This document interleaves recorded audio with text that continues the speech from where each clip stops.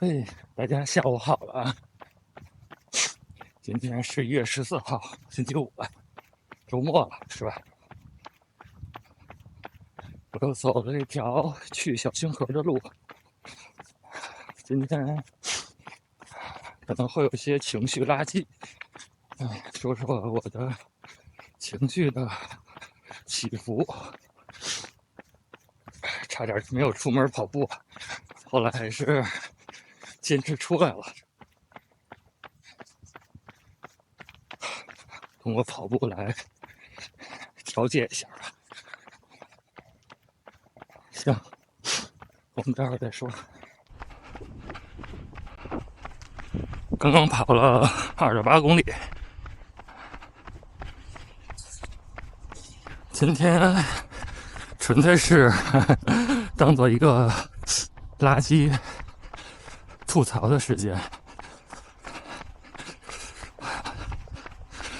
说一下，今天要跑11公里，还是一个不看配速的完全的放松跑。然后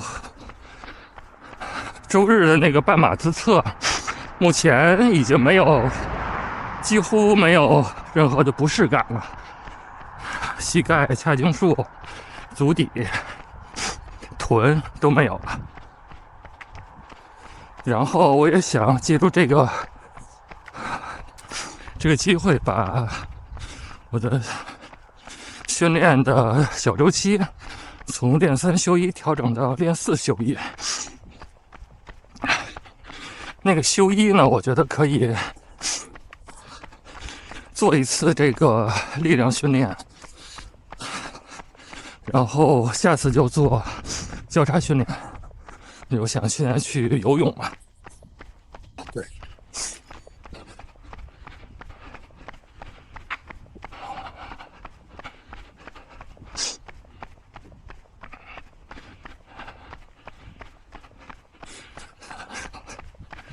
这两天遇到一些情绪上的波动，至于是什么，我觉得就不重要了。每个人可能都会有，像你我一样的中年人，上有老下有小，责任重大。今天差点都没出来跑步，因为感觉精神上被各种事情缠绕着。然后呢，但是我的潜意识告诉我，你还是会出去跑的。这个挺重要的，这种信念的力量，不管跑多跑少，我给我自己的底线就是，今天你必须得出门跑个步，兑现自己的承诺，是不是？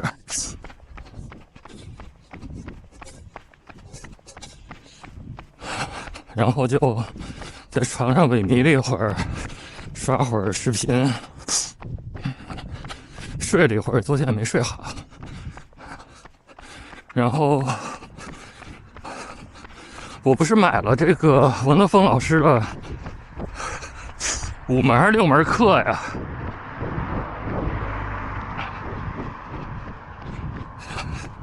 现在就差儒家还没有听完，心经、六祖坛经、老庄、道德经，还有心学、阳明心学都听完了，还差儒家这块没有听完很多事我都一边做饭一边听嘛。我听到这个王德芳老师讲叫腐儒嘛，就是儒家的很多思想行为准则比较迂腐，这个不是现代才有的，很多年来都会这么批判儒家。那王老师在他的视频里讲，我没听完，但是我觉得他似乎也没有怎么说呢？直面解决这个问题，他更强调的是儒家对这个他的一个人生理想。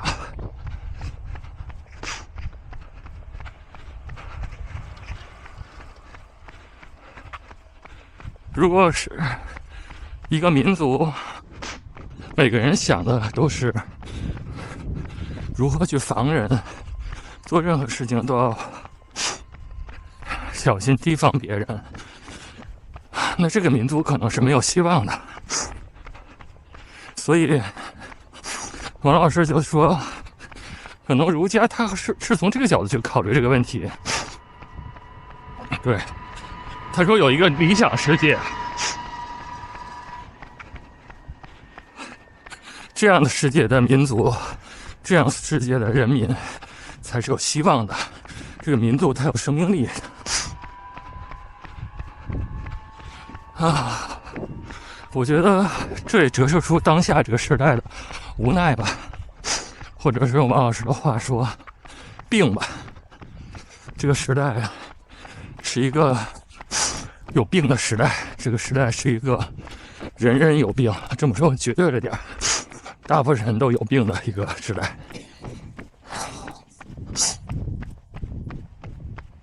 然后所以说我觉得可能我也是目前也是持相同的观点。我觉得儒家确实有一个理想的世界，但是距离当下这个世界距离有点远。它是一个目标，但儒家它可能是一剂药，这剂药它需要几十年、上百年、几代、十几代、几十代人的努力才能够改变。所以我内心里有一点点反感吧。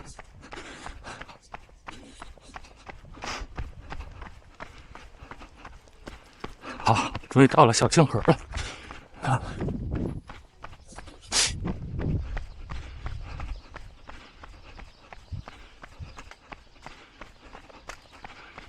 往前走走再说。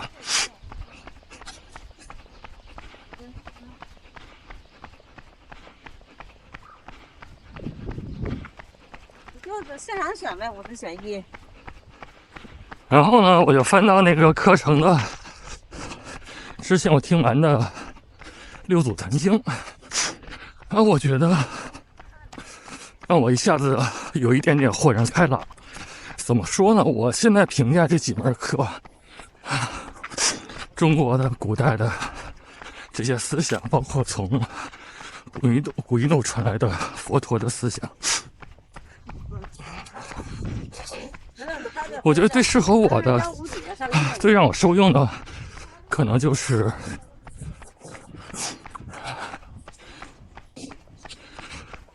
中国化了的佛学，就是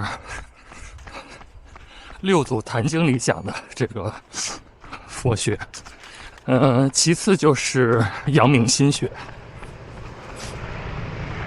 其实这两个学说思想的本质上是很相似的，都是心即理嘛，即心即佛，就是这个世界其实是由你的心决定的。你的心是包容万事万物的，正义是在心里，真理也是在心里。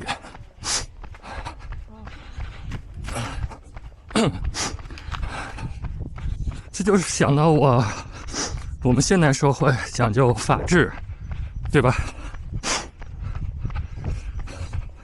古代有墨家、法家，是吧？但法律不是一个解决问题的根本手段，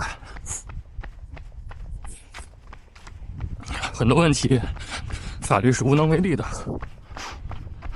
就比如说，法律上讲究证据，对吧？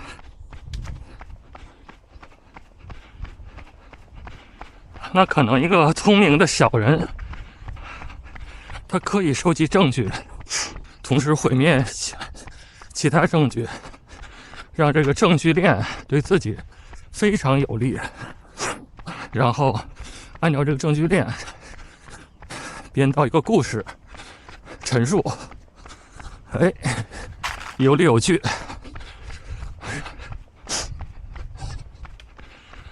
这是法律没法解决的。你让法官去判决，法官也是看证据，因为口说无凭嘛。对，你需要一些客观的佐证，是吧？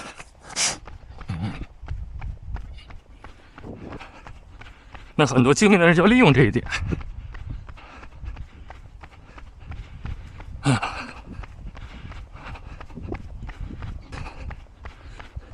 所以回到佛家，回到阳明心学，就是相信自己的人的主体性，相信自己，这跟自信还不一样。自信可能更多的是一种心理层面的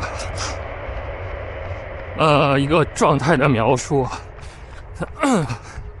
但主体性这个认知，它可能更多的是精神层面，这两者不一样。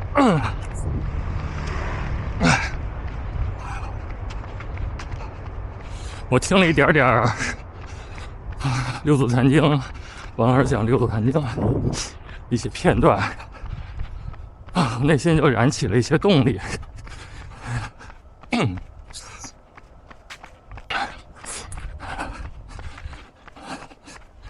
也在反思自己这个最近这段时间的情绪波动，其实本质还是自己造成的。用佛家的角度来说，就是执念嘛，总是希望事情按照自己的想法去运行，如果不是这样的结果，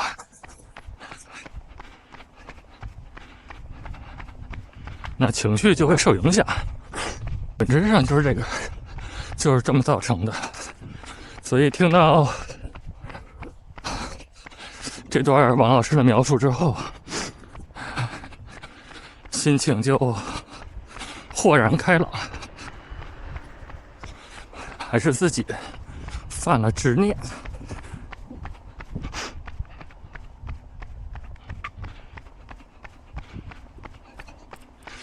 到了这个冬天，河水就慢慢少了，所以右边就感觉是一片沼泽。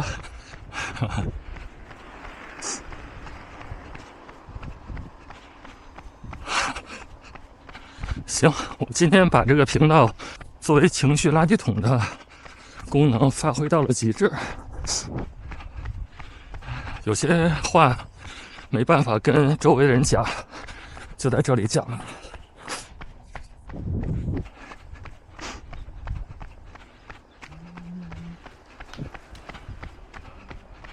哇！我再有1公里不到，我就折返了。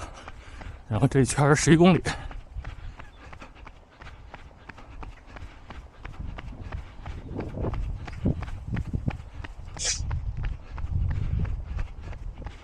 行，提前祝大家周末愉快吧。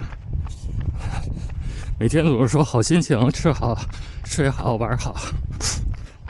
其实越简单的事情，越朴素的事情，蕴含着更大的这种哲理。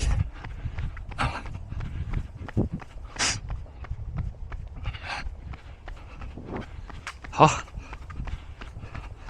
祝大家周末愉快。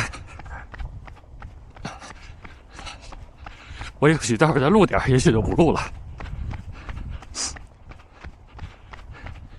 明天就休息日了，明天做力量训练还是游泳还没想好，看看能不能拍点东西吧。好，就这么着，享受当下，吃吃好、喝好、睡好、玩好，拜拜。